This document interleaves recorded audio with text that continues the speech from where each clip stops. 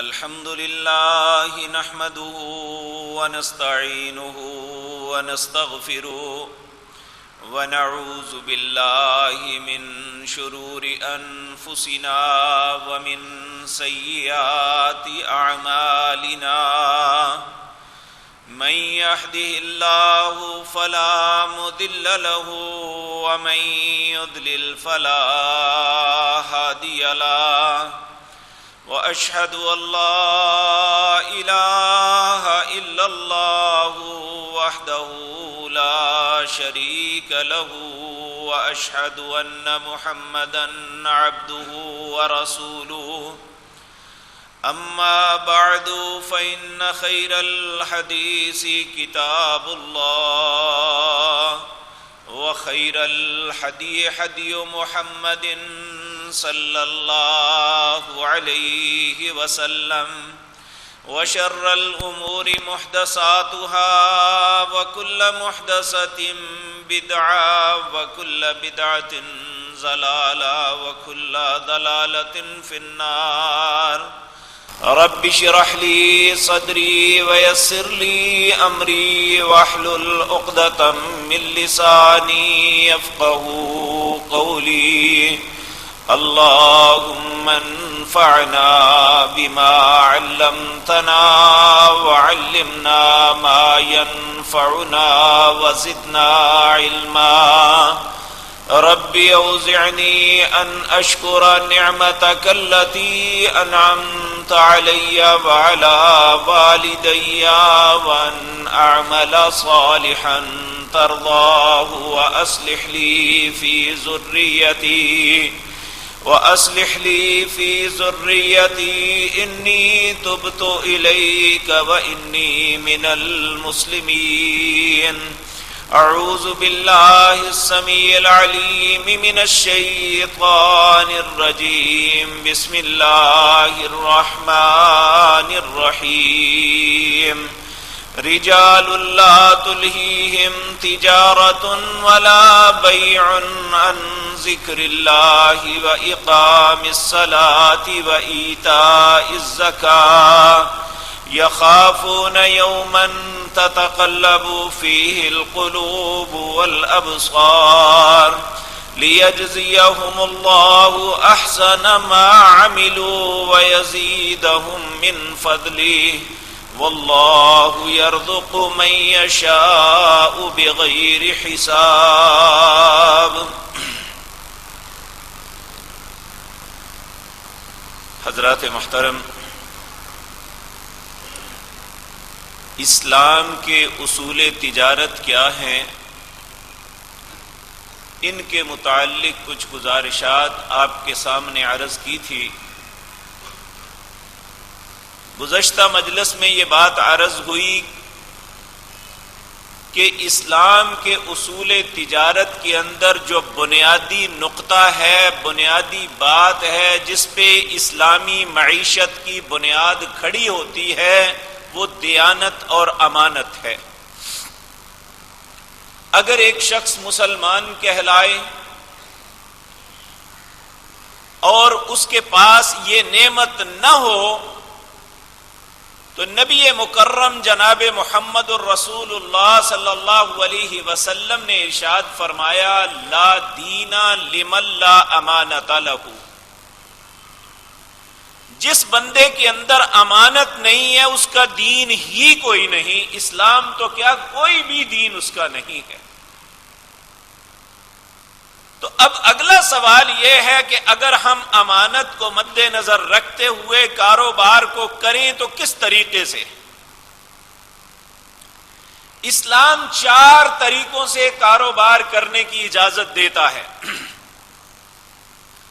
سب سے پہلا، جو انسان کے پاس اپنے اثاثے ہیں ان کی بنیاد پہ وہ اپنے کاروبار کا آغاز کرے. وہاں یہ سوچ نہیں ہونی چاہیے کہ میں کچھ لوگوں کا بھی ملاؤں اور تب مجھے فائدہ ہوگا. نہیں، یاد رکھیں جو لوگوں کا لگائیں گے وہ ہمارے اوپر قرض ہوگا. اور ہم اپنے معاشرے کے اندر اس کی قباحتوں کو دیکھتے ہیں وہ ماں باپ جو اپنی زندگی کی سب سے قیمتی گھڑیاں اپنے کاروبار کے فروغ کے لیے اور اپنی اولاد کے بہتر مستقبل کے لیے لگا دیتے ہیں،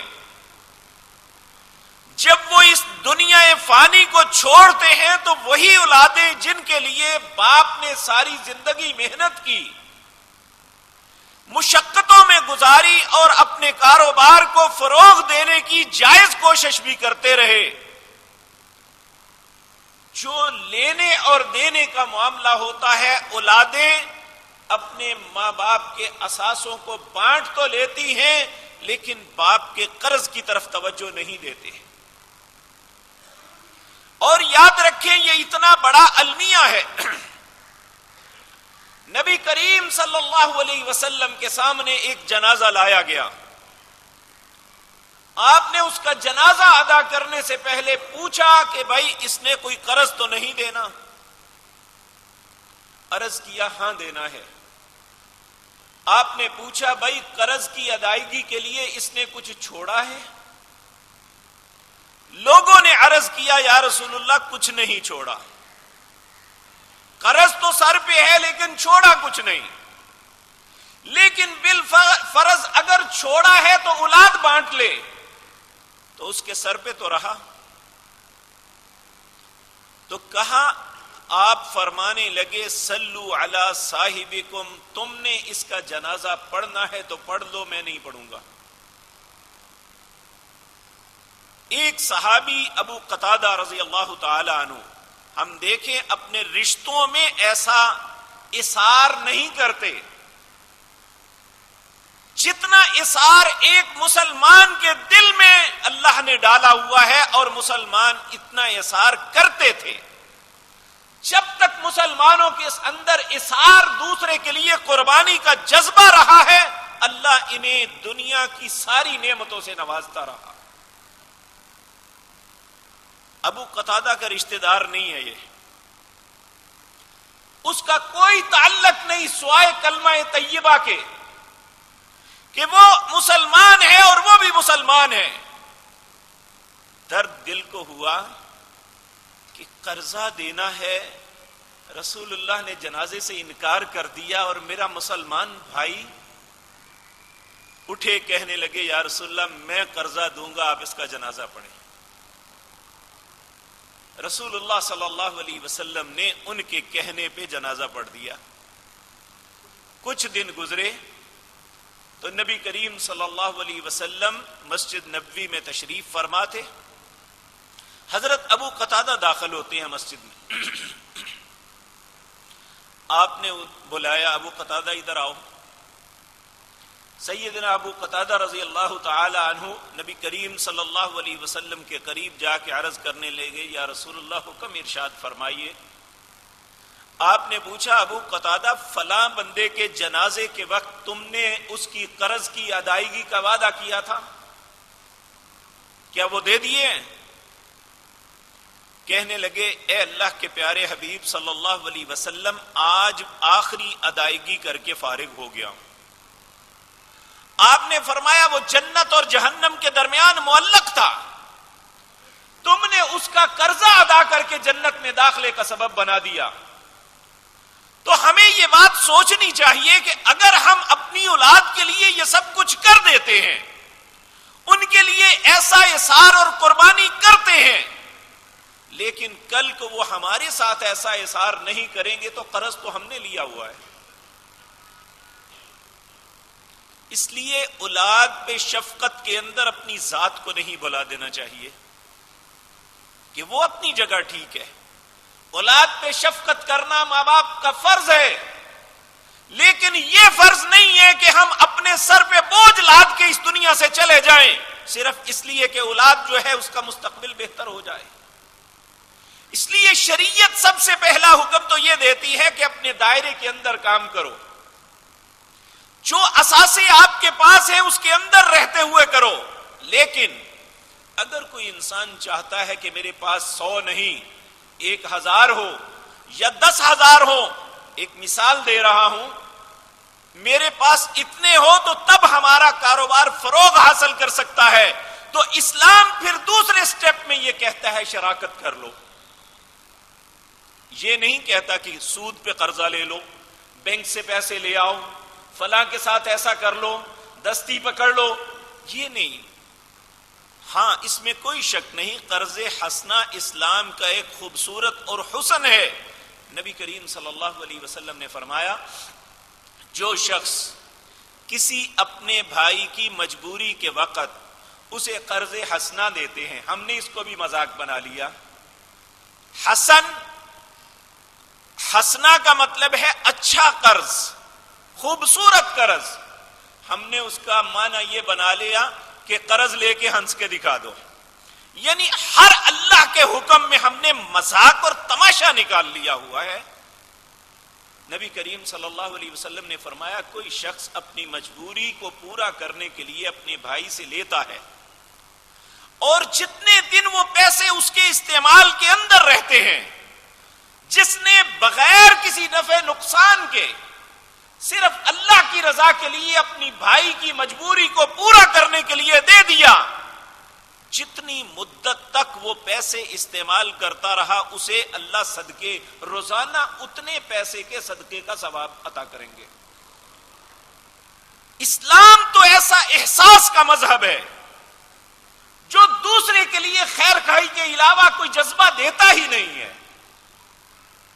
اور جو لینے والا ہے اسے بھی احساس دلایا کہ جس نے تمہارے اوپر خیر خواہی کی ہے اس کے بدلے میں تمہارے اندر بددیانتی نہیں آنی چاہیے کہ تم یہ سوچ لو کہ اس نے تو خیر کر دی، اب میں رگڑا دے دوں اسے، اب میں اسے خراب کرتا رہوں.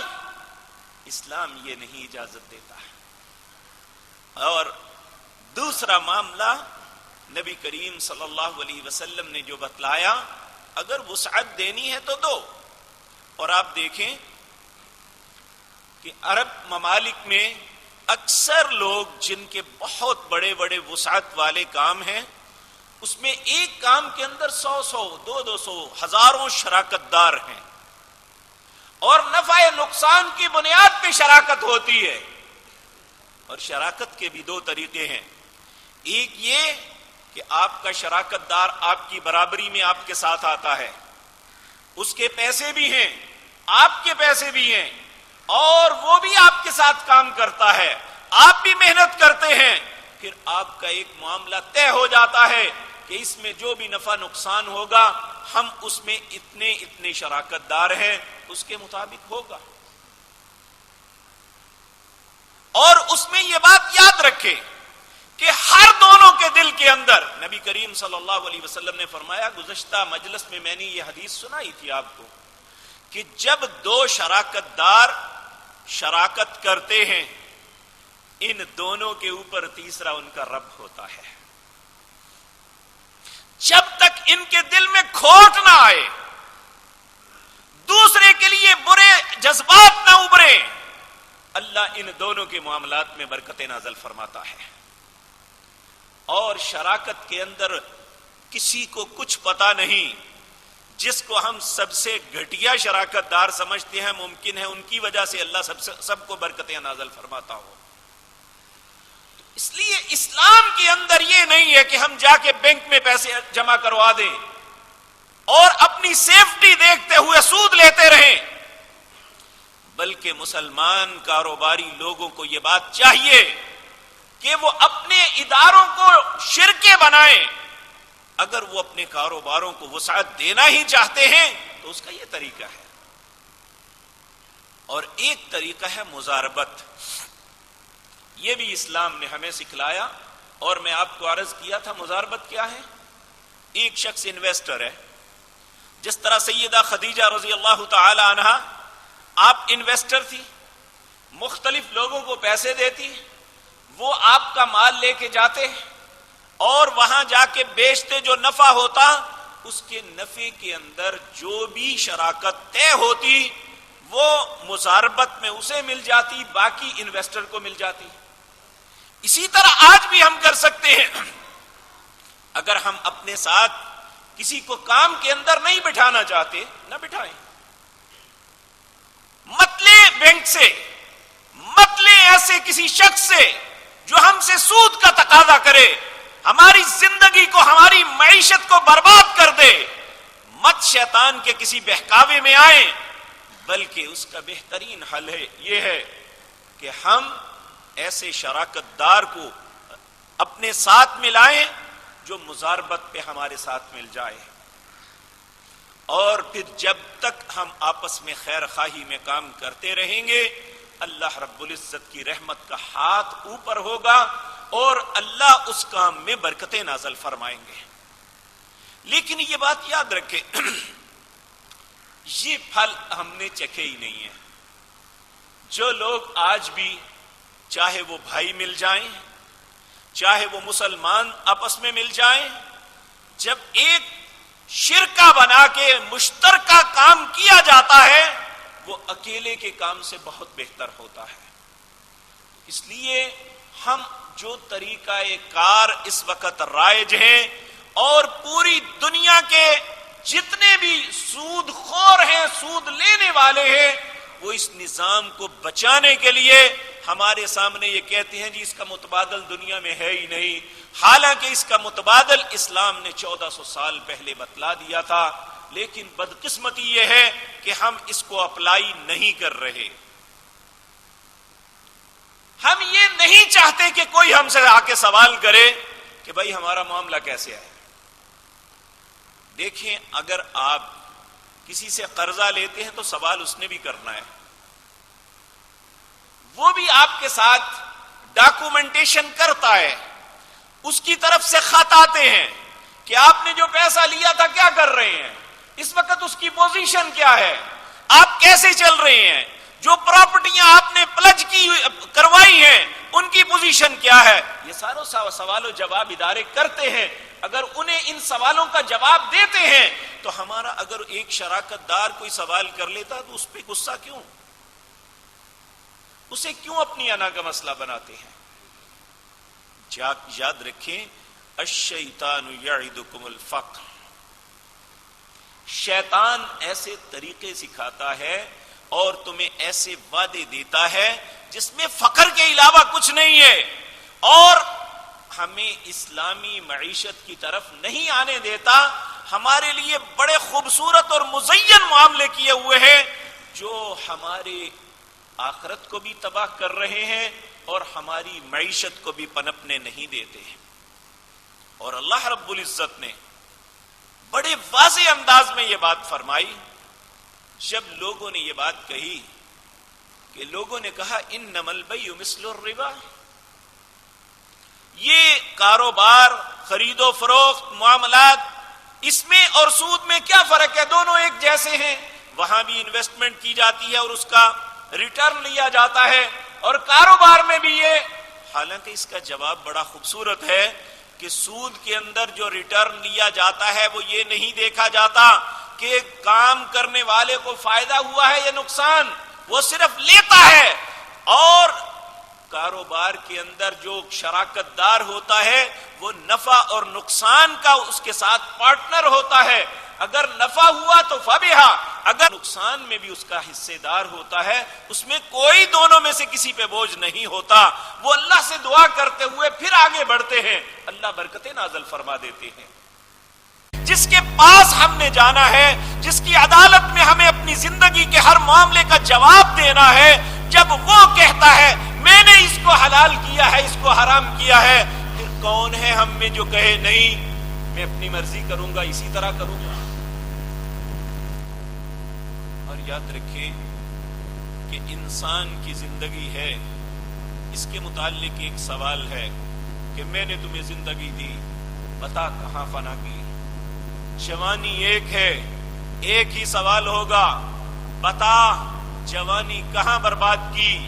اور اسی طرح عمل بھی ایک ہے، اس کے متعلق بھی سوال ایک ہے، جو علم اللہ نے تمہیں دیا تھا اس کے مطابق عمل کیا یا نہیں۔ لیکن یہ مال ایک ایسی چیز ہے جس میں دو سوال ہوں گے۔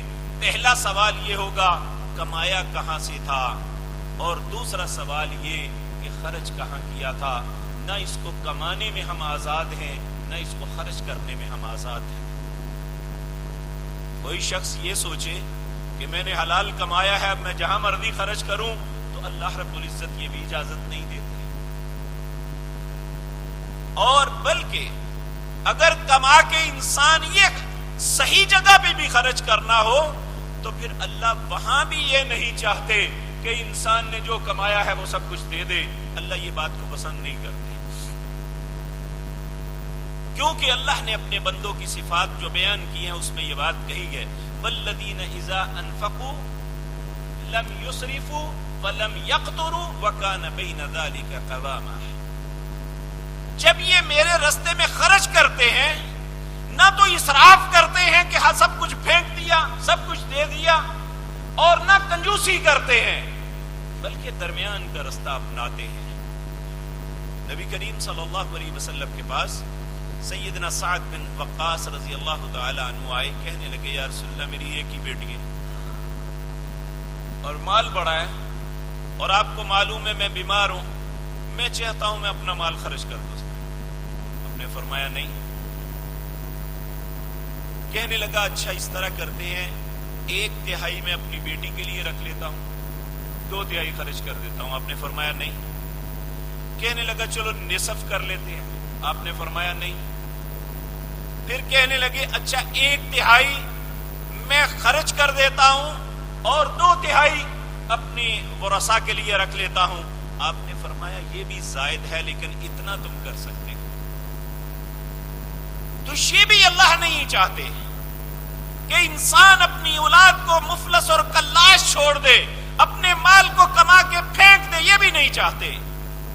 وہ چاہتے ہیں عزت آبرو کے ساتھ آپ خود بھی زندگی گزاریں، آپ کی اولادیں بھی گزاریں، لیکن اس دائرے کے اندر رہتے ہوئے جو اسلام نے معاش آداب معیشت کے اندر کھینچا ہے دائرہ، اس دائرے کے اندر رہیں گے تو دنیا میں بھی ہمیں خیر ملے گی اور آخرت میں اللہ کے ہاں بھی ہمیں اس کا بدلہ ملے گا. اور یہی کاروبار کرنا، تجارت کرنا، دکانداری کرنا، صنعتکاری کرنا، کاشتکاری کرنا، اگر ہم آداب معیشت جو اسلام نے ہمارے لیے مقرر کیے ہیں اگر ان کو اپنائیں گے تو جس طرح نماز ایک عبادت ہوگی، یہ معاش کو کمانا بھی ہمارے لیے عبادت ہوگی. کیونکہ نبی کریم صلی اللہ علیہ وسلم نے ارشاد فرمایا تم جو بھی کچھ خرچ کرتے ہو ان سب میں سے بہترین روپیہ یا پیسہ وہ ہے جو آپ رزق حلال کما کے اپنے گھر والوں کی کفالت میں انہیں کھلاتے ہیں. یعنی بظاہر یہ ہے کہ آپ نے اپنے گھر میں اچھا سودا سلف، اچھا پھل، اچھی چیزیں لائی، آپ کے گھر میں ایک اچھا کھانا پکتا ہے، آپ کے اہل و عیال آپ پہ خوش ہیں، جو آپ اپنے اہل و عیال کو خوش رکھنے کے لیے اپنے مال میں سے ان پہ خرچ کرتے ہیں. یہ ایک ایک پیسہ جو خرچ کرتے ہیں رزق حلال کما کے، یہ اللہ رب العزت اس کا بدلہ مسکین، غریب، یتیم کو دینے سے زیادہ اللہ اس کا بھی اجر عطا کرتے ہیں. لیکن اس میں شرط یہ ہے کہ ہم اسلام کے اصول تجارت کو اپنائیں گے تو تب پھر ہمارا ایک ایک پیسہ جو ہم خرچ کریں گے انشاءاللہ. اپنے بچوں کو گاڑی لے کے دیتے ہیں تو یہ بھی باعث اجر ہوگا. اگر ہم ان کی سہولت کے لیے اچھا خوبصورت گھر بناتے ہیں تو یہ بھی باعث اجر ہوگا. لیکن کب؟ جب ہم ان اصولوں کو مد نظر رکھیں گے. اس طے کرنے میں بھی کوئی ممانعت نہیں ہے. جب شراکت داری ہوتی ہے، بعض لوگوں کو اللہ نے زیادہ عقل دی ہوتی ہے، انہیں کاروبار کا زیادہ ڈھنگ آتا ہے، اگر وہ اپنی کرندگی زیادہ رکھتے ہیں تو اس میں کوئی ظلم والی بات نہیں ہے، یہ طے کر لینے میں کوئی حرج نہیں بات. دوسرا، اگر دینے والا اس میں اپنی دقت محسوس نہیں کرتا، اس پہ ایگری کرتا ہے تو کوئی حرج نہیں ہے. تو ایسے میں یہ بات یاد رکھیں، اللہ رب العزت نے مزاربت کے اندر یہ رکھا اگر خدا نخواستہ کبھی گھاٹا پڑ جاتا ہے. اب جو کام کرنے والا ہے اس کے تو پہلے ہی پلے کچھ نہیں ہے، وہ کیا کرے؟ وہ گھاٹا کیسے پورا کرے؟ کہا نہیں، اسلام کسی پہ ظلم نہیں کرتا. کہا جو انویسٹر ہے گھاٹا سارا اس کے ذمے ہوگا، اور جو کرندہ کام کرنے والا ہے اس نے جو محنت کی وہ ساری ضائع، یعنی وہ ایک پائی بھی اس میں خرچہ نہیں لے سکتا. یہ نہیں کہ اس نے خرچ کر لیا وہ کہتا ہے وہ تو میں نے کر لیا ہے. اس کی محنت جائے گی اور جو انویسٹر ہے اس کا نقصان اس کے ذمے چلا جائے گا. اسلام نے تیسرا طریقہ یہ بتلایا ہے. چوتھا طریقہ اسلام میں ہے اجارہ. اس میں دو چیزیں ہیں. اجرت پہ کسی کو مزدور رکھنا,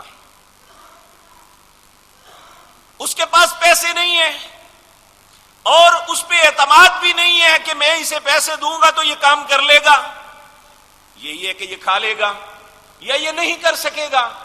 تو ایسی صورت میں ایسے انسان کو اجرت پہ اپنے پاس کام پہ رکھ سکتے ہیں, اور اس میں جو اجرت دینے والا ہے اور جو اجرت پہ کام کرنے والا ہے ان کے درمیان ایک ایگریمنٹ ہوگا, جو یہ کام آپ کو کرنا ہے اس کام کے عوض میں تمہیں یہ اجرت دوں گا.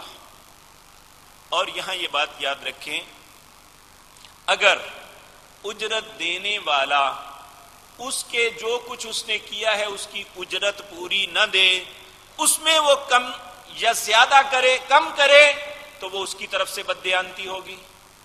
تو کام کرنے والا جو ہے اگر وہ جو اس کے ذمہ داریاں لگائی گئی تھی اگر اس میں کوتاہی کرتا ہے تو وہ اپنے رزق کو خراب کر رہا ہے. تو اسلام ہر جگہ پہ ہر دونوں کو حکم دیتا ہے کہ ایک دوسرے کا احساس کرو. نبی کریم صلی اللہ علیہ وسلم نے اپنی زندگی کی آخری سانسوں میں جن دو باتوں کی نصیحت فرمائی تھی اپنی امت کو وہ یہ تھی, آپ نے فرمایا الصلاۃ الصلاۃ وما ملکت ایمانکم. لوگوں نماز کا دھیان رکھنا, نماز کا دھیان رکھنا, اور جو تمہارے زیر نگیں کام کرنے والے ہیں, جو تمہارے سے اجرت لے کے کام کرتے ہیں ان کا خیال رکھنا, ظلم نہ کرنا. اگر آپ جو طے پایا ہے وہ دے دیتے ہیں تو یہ ظلم نہیں ہے. اگر آپ جو طے کرتے ہیں اس کے مطابق وہ کام بھی کرتا ہے لیکن وہ آپ اسے اس کی اجرت نہیں دیتے تو یہ ظلم ہوگا. تو آپ نے فرمایا الصلاۃ الصلاۃ وما ملکت ایمانکم, اور پھر آپ نے فرمایا جو شخص اپنے ملازمین کے ساتھ نرم رویہ اختیار کرتا ہے, کل قیامت کے دن جب اللہ رب العزت کی بارگاہ میں لوگ پیش ہوں گے اس وقت اللہ رب العزت اس بندے کے ساتھ رویہ نرم رکھیں گے. اور یہاں یہ بات یاد رکھیں کہ ہم ایسے حالات میں اپنا حق سمجھتے ہیں کہ ماں اور بہن کی گالیاں نکالنی اور اسے مارنا پیٹنا, یہ ساری چیزیں, اور یہ شاید سمجھا یہ جاتا ہے کہ اسلام ایسی چیزوں کا حکم دیتا ہے, حالانکہ اسلام ایسی چیز کا حکم نہیں دیتا. ہاں اس وقت دیتا ہے کہ جب ان کی بد اخلاقی سامنے ہو تو ایسے حالات میں اسلام پھر اجازت دیتا ہے کہ آپ اس کے ساتھ ایسا معاملہ کر سکتے ہیں. اس لیے میرے عزیز بھائیو یہ چار طریقے ہیں اسلام کے اصول تجارت کے. سب سے پہلا کہ انسان اپنی راس کے اوپر کام کرے, جتنا اس کا پھیلاؤ ہے اسی کے اندر رہتے ہوئے کرے, اور اگر وسعت چاہتا ہے تو اللہ رب العزت سے دعا کرے. نبی کریم صلی اللہ علیہ وسلم کی ایک بڑی خوبصورت دعا ہے, ہمیں وہ اپنی زندگی کا حصہ بنانی چاہیے. اللہم انی اسألک علما نافعا ورزقا سہلا حلالا طیبا واسعا وعملا متقبلا. اللہم, اے میرے اللہ, انی اسألک, میں تجھ سے سوال کرتا ہوں, علما نافعا, نفع دینے والے علم کا, ورزقا, اور ایسے رزق کا, سہلن جو آسان ہو, ورزقا سہلا حلالا طیبا, جو حلال بھی ہو اور پاک بھی ہو, واسعا, اور وسعت والا بھی ہو, وعملا متقبلا, اور ایسے عمل کا جو تیری بارگاہ میں قبول ہو. میں پھر عرض کرتا ہوں, پہلا اللہم انی اسألک علما نافعا, اے اللہ میں ایسے علم کا سوال کرتا ہوں جو نفع مند ہو، ورزقن، اور ایسے رزق کا، سہلن، حلالن، طیبن، واسعن، چار چیزیں رزق میں، آسان رزق، حلال رزق، پاکیزہ رزق اور وسعت والا رزق۔ جس کو یہ چاروں چیزیں مل گئی اس جیسا خوش نصیب کوئی نہیں ہے، کہ رزق بھی آسان، وسعت والا بھی ہو، طیب پاک بھی ہو، اور کیا انسان کو چاہیے؟ اور پھر وہ اللہ کے حکموں کے مطابق اسے خرچ بھی کرنے والا ہو، اہل و عیال کو ضرورت ہو تو انہیں دے، اگر معاشرے میں پسے ہوئے طبقات کو ضرورت ہو تو انہیں دے، اگر دین کی سربلندی کے لیے اسے خرچ کرنا پڑے تو وہاں کرے۔ ایک وہ ہے خزانہ جو ہم نے دنیا میں اکٹھا کیا، جو ہماری تسلی کا سبب ہوتا ہے کہ میرے پاس یہ اثاثے ہیں، اور ایک اثاثے آپ کے وہ ہیں جو اللہ رب العزت اکٹھے کر رہے ہیں۔ نبی کریم صلی اللہ علیہ وسلم نے فرمایا، جب ایک مسلمان ایک اپنے پاکیزہ مال میں سے ایک کھجور اللہ کے رستے میں خرچ کرتے ہیں، اللہ اسے اپنے دائیں ہاتھ میں لے لیتے ہیں۔ لوگوں، جس طرح اپنی قربانی کے جانوروں کو تم پالتے ہو، بڑھاتے ہو، موٹا اور فربا کرتے ہو، اللہ تمہارے صدقات کو پال کے بڑا کرتا ہے تاکہ کل جنت کے اندر میں اسے بہترین مقام عطا کر دوں۔ تو یہ بات یاد رکھیں، جب اس بنیادی نقطے کو سمجھ جائیں گے ہم کہ رزق حلال ہو اور اللہ کے حکم کے مطابق ہو، تو انشاءاللہ ہماری دنیا سہل ہو جائے گی۔ ہم اس پہ قناعت۔ پھر دوسری بات کہ جو کچھ اللہ نے دیا ہے، ہم یہ بات کبھی سوچیں کتنے لوگ ہیں جو کچھ ہمارے پاس ہے ان کے پاس نہیں ہے؟ یعنی جو نعمتیں بھی، بے شک ہم معاشرے میں کتنے ہی نچلے طبقے میں کیوں نہ چلے جائیں، پھر بھی ہم دیکھیں گے کہ بہت سے لوگ ہم سے بھی کمتر ہیں اپنے معاش کے اعتبار سے اور دوسرے معاملات میں۔ تو اگر ہم بہت سے لوگوں سے بہتر ہیں تو پھر ہمیں اللہ سے یہ بھی دعا کرنی چاہیے، ہر وقت حرص و حوث کا قیدی نہیں بننا چاہیے، اللہ سے یہ بھی دعا کریں، اللہم قنعنی بما رزقتنی، اے اللہ جو تو نے مجھے رزق دیا ہے اس میں مجھے قناعت عطا فرما دے۔ اللہم قنعنی بما رزقتنی۔ ہاں، پر اللہ ایک بات ہے، وبارک لی فی، جو کچھ دیا ہے اس میں برکت عطا فرما دے۔ اللہم قنعنی بما رزقتنی وبارک لی فی۔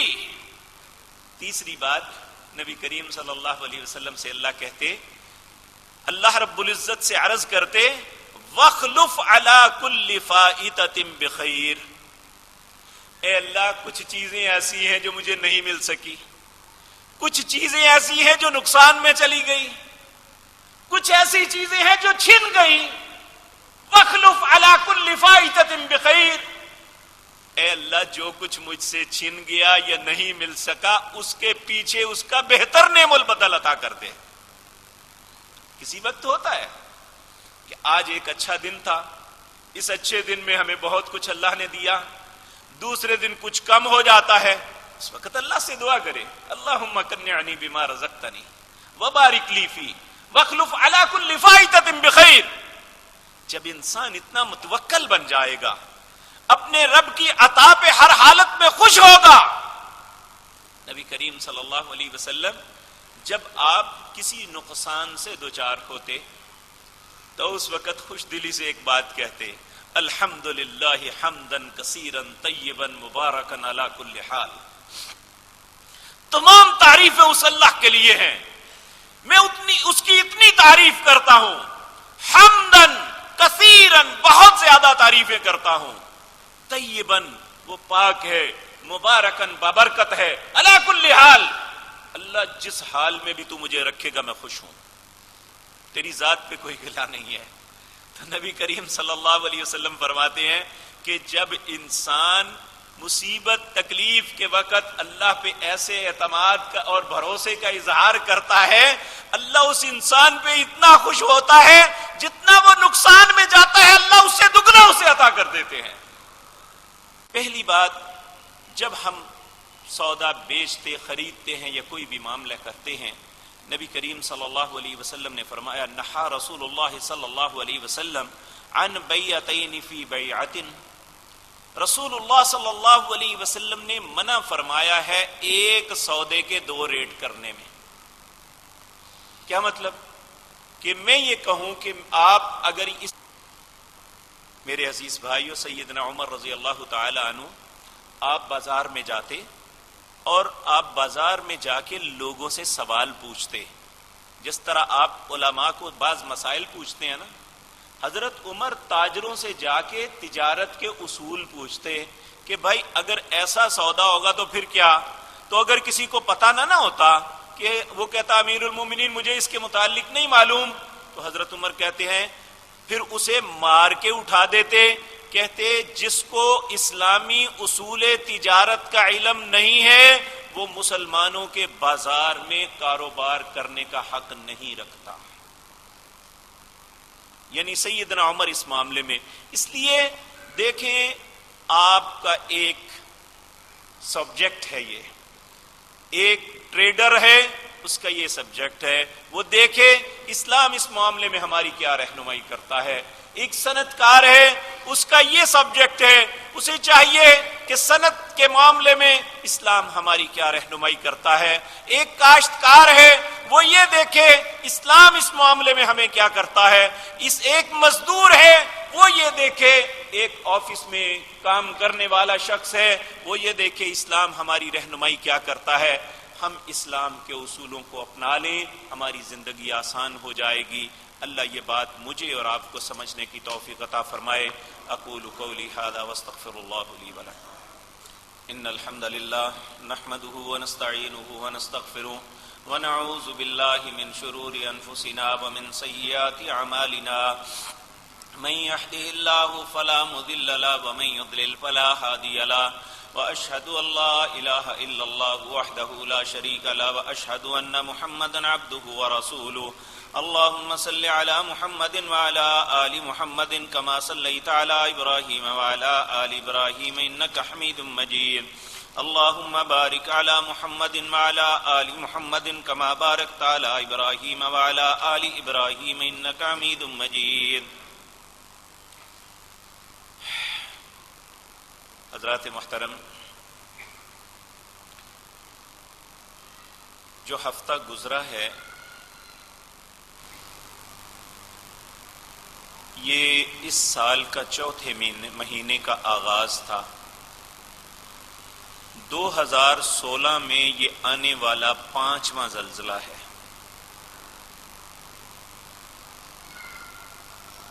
کیا میں یا آپ کسی نے اپنے دل میں سوچا ہے کہ اتنی کم مدت میں اتنی سخت وارننگز کیوں آ رہی ہیں؟ میرے عزیز بھائیو، اللہ رب العزت قرآن عزیز کے اندر فرماتے ہیں وَمَا رَبُّكَ بِظَلَّامٍ لِّلْعَبِيدِ، اللہ اپنے بندوں پہ کبھی ظلم نہیں کرتا۔ تو اگر یہ سب کچھ ہو رہا ہے تو اس کے کچھ اسباب ہیں۔ اپنے میں جو کرتا ہوں ان کے اسباب کا مجھے پتا ہے، آپ جو اپنی اجتماعی یا انفرادی زندگی میں کر رہے ہیں وہ آپ مجھ سے بہتر جانتے ہیں، لیکن یاد رکھیں نہ میں اپنا آپ اللہ سے چھپا سکتا ہوں نہ آپ چھپا سکتے ہیں۔ آخر کہیں نہ کہیں تو ہماری زندگی میں کوئی ایسی غلطیاں ہیں جس کی وجہ سے اللہ ناراض ہے ہم پہ۔ اس لیے میرے عزیز بھائیوں، یہ ابھی صرف وارننگز ہیں، کہیں ایسا نہ ہو ہم اپنی ڈگر پہ چلتے رہیں تو بہت بڑی ہلاکت کا سبب بن جائے۔ اس لیے کثرت کے ساتھ اللہ سے استغفار کریں، کیونکہ اللہ کا ایک قانون ہے وَمَا كَانَ اللَّهُ مُعَذِّبَهُمْ وَهُمْ يَسْتَغْفِرُونَ، جس معاشرے کے اندر کچھ لوگ استغفار کرنے والے ہوں، اللہ اجتماعی عذاب سے انہیں بچا لیتا ہے۔ تو ہمیں ممکن ہے یہ جو کچھ ہو رہا ہے میں سوچوں میری وجہ سے ہے، آپ میں سے ہر انسان یہ سوچے شاید میری وجہ سے ہے۔ تو جب ہم سب اللہ سے معافی مانگیں گے، یہ نہیں سوچیں گے میں نہیں فلاں کی وجہ سے ہوگا، تو پھر اپنی اصلاح کی توفیق نہیں ہوگی۔ تو اللہ رب العزت مجھے اور آپ کو اپنی اصلاح کی توفیق عطا فرمائے۔ اللہ اپنے غصے اور ناراضگی سے ہم سب کو بچا دے۔ اللہ رب العزت ہم سب پہ رحم فرما دے، اور یہ جو کچھ ہو رہا ہے اے اللہ ہم پہ ٹال دے۔ اے اللہ ہماری سختیوں کو معاف فرما دے۔ یہ بہت سے رکے میرے پاس آئے ہیں جن کا مضمون بنیادی طور پہ یہی ہے، اپنے بیماروں کے لیے انہوں نے کہا ہے۔ اللہ سب بیماروں کو شفائے کاملہ عاجلہ عطا فرما۔ اے اللہ جو بھی پریشان ہیں ان کی پریشانیوں کو دور فرما۔ ایک بہن نے رکا لکھا ہے بیٹیوں کے رشتوں میں پریشان ہے، اللہ سب کی پریشانیوں کو دور فرما دے۔ اے اللہ جن لوگوں کو بیٹیوں کے ساتھ آزمایا ہے اللہ اس آزمائش میں ان کی مدد فرما۔ اے اللہ جو کسی مصیبت میں پھنسے ہوئے ہیں اللہ انہیں ان مصیبتوں سے نکال دے۔ اے اللہ جو معاش کی تنگی کا شکار ہیں اللہ ان کی معیشت کو درست کر دے۔ اے اللہ ہمارے ملک میں امن و امان قائم فرما دے۔ اے مالک الملک ہم پہ رحم کر دے۔ اے اللہ ہمارے معاملات کی اصلاح فرما دے۔ اے اللہ ہمارے فوت شدگان پر رحم فرما دے۔ اے مالک الملک اے اللہ تو ارحم الراحمین ہے، ہم سب پہ رحم کر دے۔ اے اللہ سب کے گھروں کو خوشیوں سے بھر دے۔ اے اللہ دنیا اور آخرت کی بھلائیاں نصیب فرما۔ اے اللہ دنیا اور آخرت کے شرور سے محفوظ فرما۔ اے اللہ تو مالک الملک ہے، اے اللہ ہمارے بیماروں کو شفا عطا فرما۔ اے اللہ پریشان حال لوگوں کی پریشانیوں کو دور فرما۔ اللہ ہمارے ماں باپ پر رحم فرما۔ اللہ ہمارے ماں باپ پر رحم فرما۔ اے اللہ جن کے والدین میں سے کوئی فوت ہو چکے انہیں جنت الفردوس میں جگہ عطا فرما۔ اے اللہ جن کے زندہ ہیں انہیں ان کی اولادوں کو دین پہ استقامت نصیب فرما۔ اے اللہ اپنے دین کے ساتھ محبت کرنے والا بنا دے۔ اے اللہ ہماری زندگی میں اسلام کا رنگ بھر دے۔ اے مالک الملک ہمیں برائیوں سے نفرت پیدا فرما دے۔ اے اللہ شیطان کے شر سے بچا لے۔ اے اللہ اپنے نفس کے شر سے بچا لے۔ اے اللہ تو ہماری غلطیوں خطاؤں کو معاف فرما دے۔ اے اللہ تو مہربانی کرنے والا ہے، ہم پہ مہربانی فرما دے۔ اے اللہ ہماری سختیوں کو آسانی میں بدل دے۔ اے اللہ ہماری بیماریوں کو شفا میں بدل دے۔ اے اللہ ہماری تنگ دستیوں کو آسانیوں میں بدل دے۔ اے مالک الملک ہم پہ رحم فرما۔ سبحان ربک رب العزت عما یصفون وسلام علی المرسلین والحمد للہ رب العالمین۔